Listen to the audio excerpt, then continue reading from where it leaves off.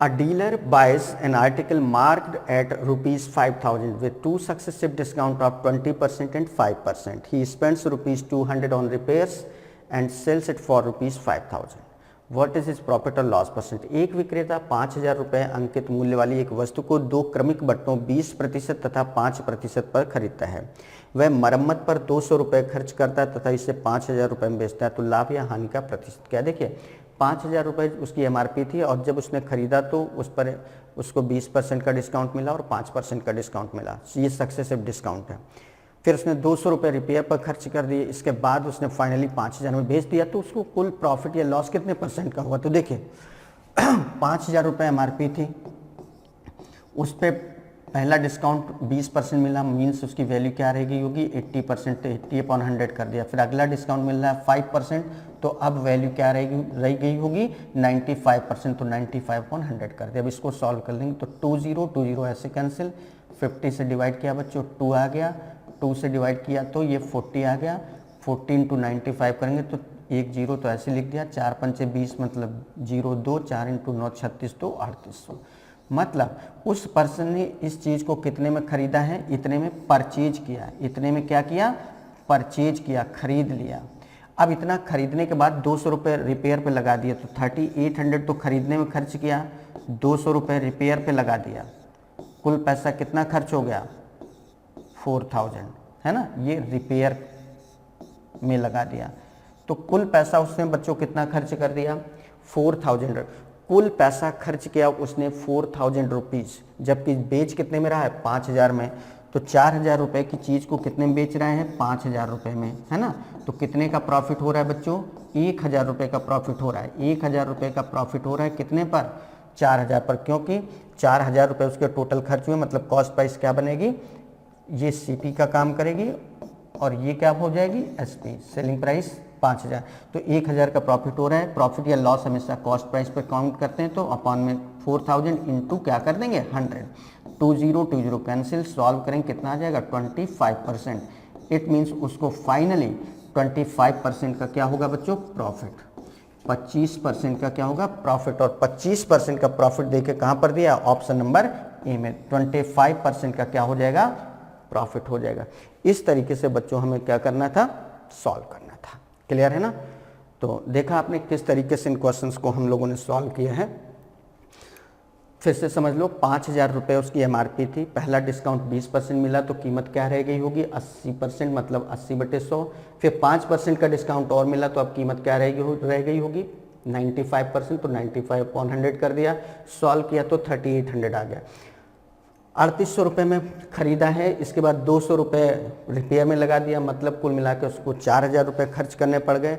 4000 रुपये खर्च करने के बाद वो 5000 रुपये में बेच रहा है, तो 1000 रुपये का प्रॉफिट हो गया। 1000 रुपये का प्रॉफिट है कितने पर? 4000 पर, तो 1000/4000 इंटू 100 कर दिया।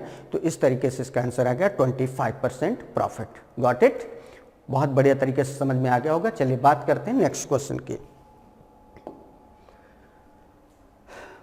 If the length of a rectangle is decreased by 11% and the breadth is increased by 11%, its area will undergo.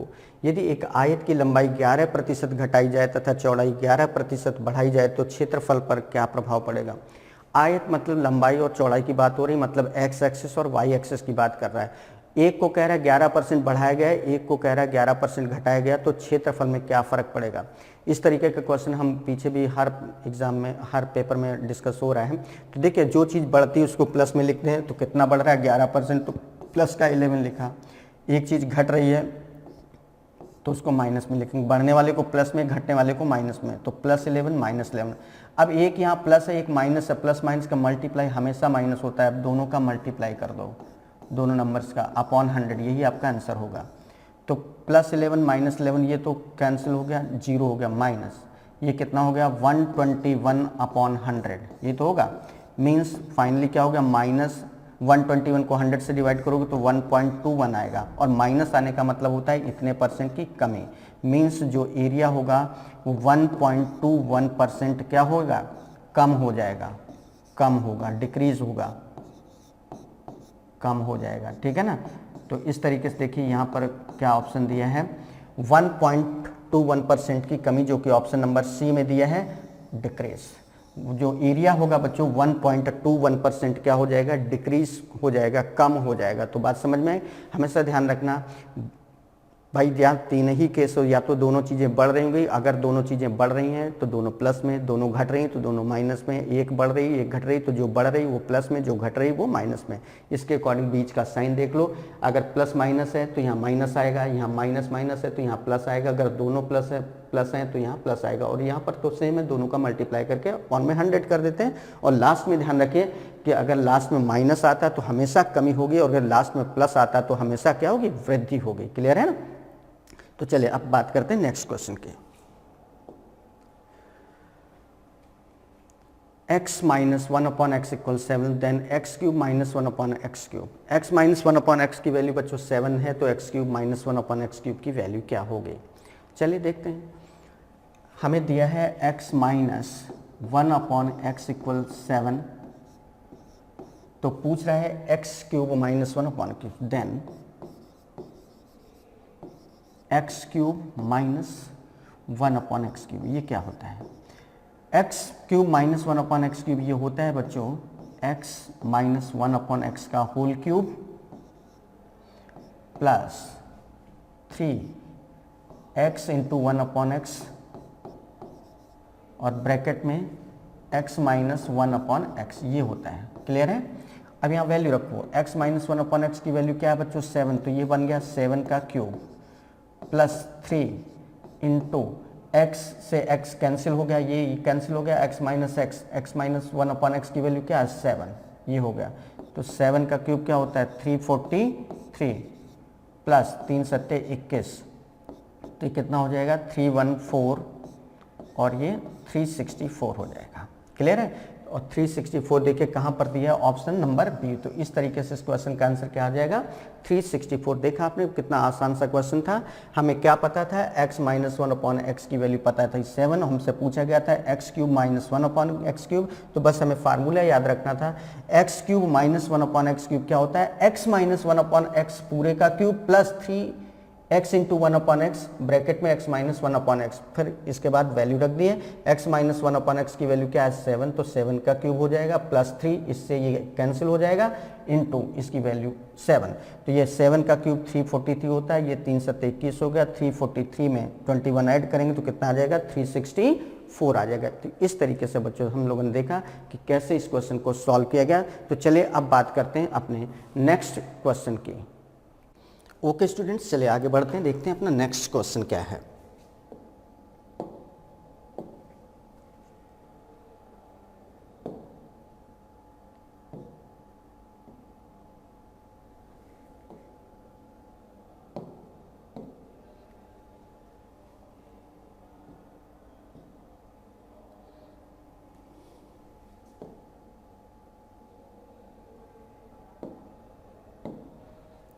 चलिए नेक्स्ट क्वेश्चन जो हम लोग का है, देखिए पढ़िए क्वेश्चन में क्या लिखा है।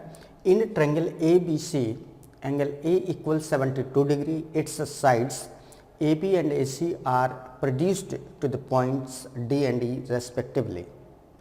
If the bisectors of the angle C B D and angle B C E meet at point O, then angle B O C is equal to. त्रिभुज ए बी सी में कोण ए इक्वल 72 डिग्री है, इसकी भुजाओं ए बी तथा ए सी को क्रमशः D और ई तक, ये पॉइंट है डी और ये है ई तक बढ़ाया जाता है। यदि इनके समद्विभुज बिंदु ओ पर मिलते हैं तो कोण बी ओ सी कितना होगा, बी ओ सी कोण कितना होगा, है ना। चल देखते हैं बच्चों। एक ये ट्रायंगल है ए बी सी, ए बी सी क्या है, एक ट्रायंगल है ए बी सी, ये ट्रायंगल है। अब इसकी भुजा ए बी को ऐसे आगे बढ़ाया जाता है, इसको आगे बढ़ाया जाता है, ये डी और ये ई पॉइंट, इसको डी तक बढ़ाया जाता है, इसको ई तक। तो कह रहा है ये जो एंगल है बी डी बी सी, ये जो एंगल है, और इधर एंगल ई सी बी, ये बी सी ई, ये एंगल, इसका कोण आर्धक एंगल बाइसेक्टर ऐसे, और इसी तरीके से इस कोण का एंगल बाइसेक्टर ऐसे, ये एक दूसरे को किस पॉइंट पर मिलते हैं, ओ पॉइंट पर मिलते हैं। अब एंगल ए इक्वल कितना दिया है 72 डिग्री दिया है, ये 72 डिग्री हो गया। तो कह रहा है कोण बी ओ सी ये वाला एंगल क्या होगा ये बताना है।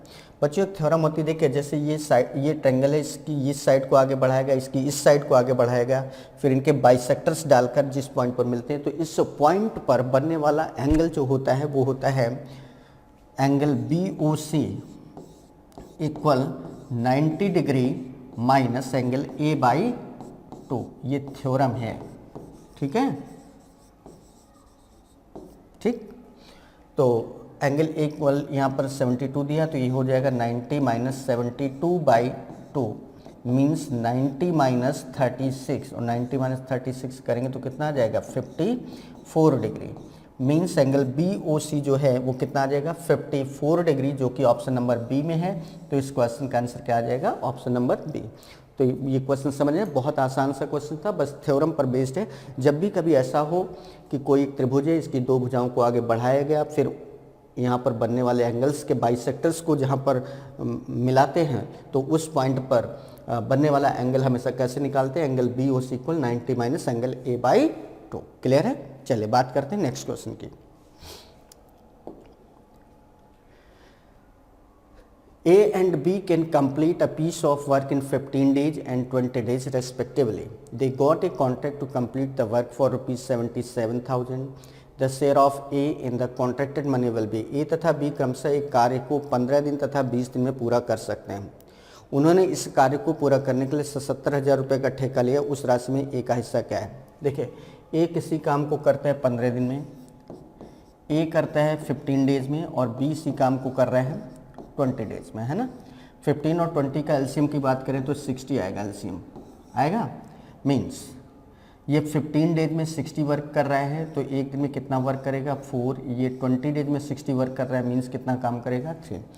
ए एक दिन में काम करता है 4, बी एक दिन में काम करता है 3, दोनों मिलकर कितना काम करते हैं, दोनों अगर एक दिन में काम करें तो कितना काम होगा 7। टोटल वर्क है 7, जिसमें से एक का काम कितना है 4, मतलब ए ने कितना काम किया 4, कितने में से 7, तो क्या बोलेंगे 4/7 काम करता है। ए कितना वर्क करता है 4/7।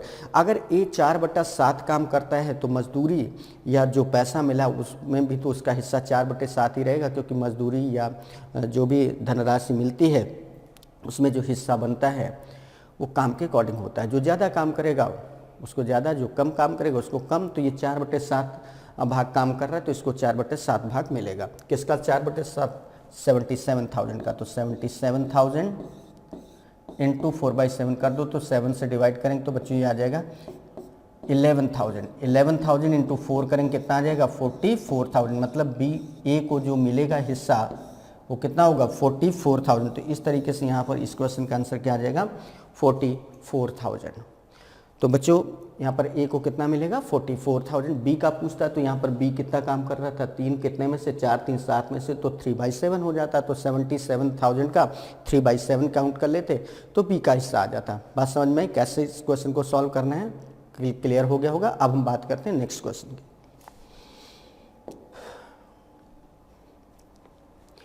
Late A B C similar triangle QPR and area of triangle ABC ratio area of triangle PQR equal 4/25, AB equal 12, BC equal 8, AC equal 10 cm, then QP is equal to। देखिए एक triangle है ABC, ये triangle है ABC, और ये triangle है आपका QPR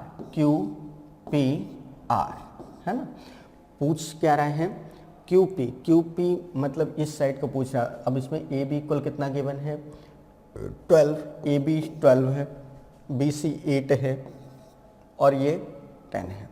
देखिए जब दो ट्रायंगल सिमिलर होते हैं तो इनके एरिया का जो अनुपात आता है, इनमें से किसी एक साइड, जैसे इस साइड की बात करें तो इसमें इस साइड, इन दोनों साइड्स का स्क्वायर का जो अनुपात होगा वही इनके एरिया का अनुपात होगा। मीन्स AB का स्क्वायर अपॉन इधर PQ साइड लेंगे, PQ का स्क्वायर इक्वल होगा इनके एरिया का अनुपात कितना दिया है 4 और 25 दिया है ना।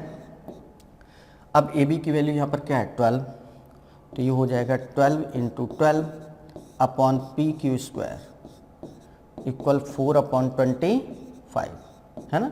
तो इससे आ जाएगा PQ square into 4 equal 12 into 12 into 25, यही आएगा ना। तो 4 से डिवाइड कर देंगे 3 आ जाएगा, means P Q square equal क्या हो जाएगा बच्चों 36 इंटू 25। तो पी क्यू की वैल्यू क्या होगी, इनका स्क्वायर रूट लेंगे तो 36 का स्क्वायर रूट 6, 25 का 5, 6 5 जा 30, तो पी क्यू की वैल्यू क्या आ जाएगी 30। पी क्यू इक्वल क्या आ जाएगा बच्चों 30, है ना, ये आएगा आंसर। तो इस तरीके से यहाँ इस क्वेश्चन का आंसर क्या होगा 30 सेंटीमीटर, जो कि ऑप्शन नंबर डी में गिवन है। क्लियर है। तो बस ये ध्यान रखना होता है कि अगर इसमें ये साइड लिए तो इसमें भी ये साइड ली जाए, अगर ये साइड इसमें ले रहे हैं तो इसमें ये साइड ली जाएगी, इसमें ये साइड तो इसमें ये साइड, बस ये ध्यान रखना, बाकी कहीं कोई प्रॉब्लम नहीं। बहुत आसान सा क्वेश्चन होता है। और देखा आपने कि इसी तरीके से हमने इस क्वेश्चन को सॉल्व किया और इस क्वेश्चन को सॉल्व करके जो आंसर आया वो कितना आ गया बच्चों 30 सेंटीमीटर। अब बात करते हैं नेक्स्ट क्वेश्चन की। A man bought 3 articles for rupees 6,000 each. He sold the articles respectively at 15% profit, 12% profit and 15% loss. The total percentage profit or loss he earned. एक आदमी 6,000 रुपये प्रति वस्तु की दर से 3 वस्तुओं को खरीदता है। वह वस्तुओं को क्रमशः 15% लाभ, 12% लाभ तथा 15% हानि पर बेचा है। उसके द्वारा अर्जित को लाभ या हानि क्या। देखिए 6,000 रुपये में एक चीज़ खरीदता है तो 3 चीज़ों को खरीदने में कितना पैसा लगाया होगा 6,000 इंटू 3 मीन्स 18,000 रुपये लगाए, 18,000 रुपये लगाए। ये क्या बन गई कॉस्ट प्राइस, क्या बन गई बच्चों कॉस्ट प्राइस बन गई। अब जब बेचने की बात है तो पहली चीज़ को बेच रहे हैं 6,000 में खरीदा था और 15% लाभ पर मीन्स 115% पर बेच रहा है। 15% लाभ पर बेचने का मतलब क्या होता है 115% पर बेचना। ये तो एक चीज़ की बात हुई। दूसरी चीज़ की बात करें तो वो 12% लाभ पर, तो 6,000 में ख़रीदा था और 12% लाभ पर बेचा मीन्स 112/100 हो गया। तीसरी चीज़ को 15% हानि पर बेच रहा है, मतलब 6,000 में ख़रीदा था और 85% पर बेचा, क्योंकि 15% लाभ का मतलब क्या हुआ 85% वैल्यू पर बेचा। इसको सॉल्व करेंगे तो 20 कैंसिल, ये हो जाएगा 1 0 तो ऐसे लिख लिया 6 पंचे 30 मीन्स 0 3, 11 छः 66 6,900 प्लस 2 0 यहाँ से कैंसिल कितना हो गया 6 दूनी 12 हाथ से ले 11 66 67, ये हो गया प्लस 2 0 यहाँ से कैंसिल 1 0 6 पंचे 30 मीन्स 3 6 8 48 3 51, है ना। तो देखो बेचने पर कुल कितना पैसा मिला बच्चों 0 0 0 0 आ गया, 0 2 0 2 आ गया, फिर 9 9 7 16 16 1 17 7 6 1 7 7 6 13 13 5 18, 18,720, ये क्या आ गई सेलिंग प्राइस, है ना। बेच कर उसको कितना पैसा मिला 18,720। बच्चों उसने खर्च किया था टोटल कितना 18,000 रुपये, टोटल कितना खर्च किया था 18,000, लेकिन जब बेचा तो उसको कुल कितना मिल गया 18,720 रुपये। तो डेफिनेटली यहाँ पर 720 रुपये का क्या हो रहा है प्रॉफिट हो रहा है, 720 रुपये का क्या हुआ प्रॉफिट हुआ। अब 720 रुपये का प्रॉफिट इसको परसेंटेज में बताना, तो 720 रुपये का प्रॉफिट है कितने पर 18,000 पर, क्योंकि बेस हमेशा क्या होता है कॉस्ट प्राइस, इनटू क्या कर देंगे 100, 2 0 कैंसिल 1 0 यहाँ से कैंसिल, तो 18 चौको 72, एग्जैक्टली 4% का क्या होगा प्रॉफिट, एग्जैक्टली 4% का प्रॉफिट। 4% का प्रॉफिट कहाँ पर दिया है ऑप्शन नंबर ए में। तो इस तरीके से बच्चे इस क्वेश्चन का आंसर क्या आ जाएगा 4% प्रॉफिट, है ना। तो बहुत सिंपल सा क्वेश्चन था, बहुत आसान तरीके से आपको बता भी दिया, कहीं कोई प्रॉब्लम नहीं, है ना। तो चलिए आगे बढ़ते हैं, देखते हैं नेक्स्ट क्वेश्चन क्या है। The sum of the salaries of A and B is rupees 42,000. A spends 75% of his salary and B spends 90% of his salary. Now their savings are same. What is A's salary? A और B के वेतन का योग 42,000 रुपये है। A अपने वेतन का 75% और B अपने वेतन का 90% खर्च करता है। अब उनकी बचत समान है। A का वेतन क्या है, देखिए ए और बी की सैलरी कुल मिलाकर 42,000 रुपये है। फिर कह रहा है ए अपने वेतन का 75% खर्च करता है। अगर अपनी सैलरी का 75% बच्चों उसने खर्च कर दिया तो जाहिर सी बात है उसकी बचत कितनी होगी 25%। बी अपने वेतन का 90% खर्च कर रहा है, मतलब अपनी सैलरी का 10% बचा रहा है। ठीक है, तो चलिए इसी के अकॉर्डिंग क्वेश्चन को सॉल्व करना है। लेट कर लेते हैं ए की जो सैलरी है, ए की सैलरी बच्चों कितनी है, एक्स मान लेते हैं। ए की सैलरी क्या है, एक्स। अगर ए की सैलरी एक्स है तो बी की सैलरी बताओ कितनी हो जाएगी, दोनों की कुल मिलाकर 42,000 है, तो बी की सैलरी हो जाएगी 42,000 में एक्स माइनस कर देंगे, 42,000 माइनस एक्स हो गया। क्लियर है।